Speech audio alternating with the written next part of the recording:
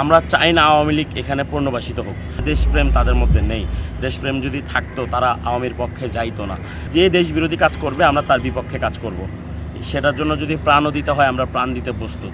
সকাল থেকে বেশ কয়েকজন নেতাকর্মীরা হচ্ছে ধানমন্ডি 32-এর দিকে এসেছে। তারা কয়েকজন হচ্ছে আওয়ামী চেতনা নিয়ে আসছে।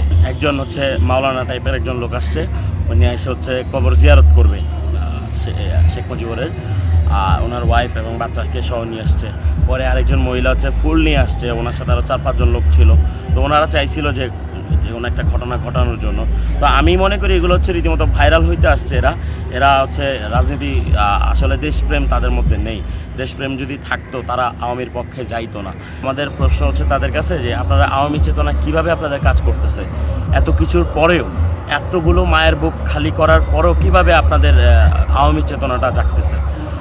বেশ একজন মহিলা বলল যে হাসিনা কোনো খুন করে নাই, হাসিনা কোনো কিছুর সাথে জড়িত নয়, তাকে বারবার ফাঁসানো হচ্ছে। ওনার বক্তব্য ছিল বেশ এটাই।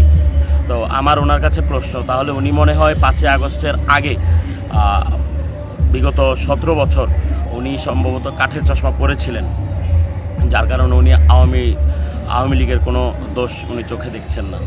আমরা রীতিমতো সবসময়ই হচ্ছে ইন্ডিয়ার বিরুদ্ধে কাজ করেছি, এবং হচ্ছে যারা হচ্ছে আমাদের দেশ বিরোধী কাজ করবে আমরা তাদের বিপক্ষে কাজ করব। এক কথায় যে দেশ বিরোধী কাজ করবে আমরা তার বিপক্ষে কাজ করব। সেটার জন্য যদি প্রাণও দিতে হয় আমরা প্রাণ দিতে প্রস্তুত। 5 তারিখে আমরা মৃত্যুর মুখ থেকে হচ্ছে ফিরে আসছি।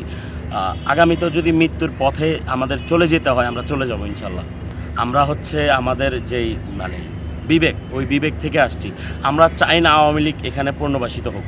বাংলাদেশে আওয়ামী নামে যদি কেউ রাজনীতি করতে আসে, সেটা শুধু তারেক রহমান নয়, এটা সারা বাংলাদেশের জনগণই ঠিক করবে আওয়ামী লীগ রাজনীতি করবে কি করবে না। এটা আওয়ামী লীগ গত 17 বছর তারা জাতীয় শোক দিবস হিসেবে পালন করেছে। এটা সাধারণ জনগণ বা হচ্ছে বিএনপি বা অন্যান্য দল যারা আছে তারা কিন্তু পালন করে নাই।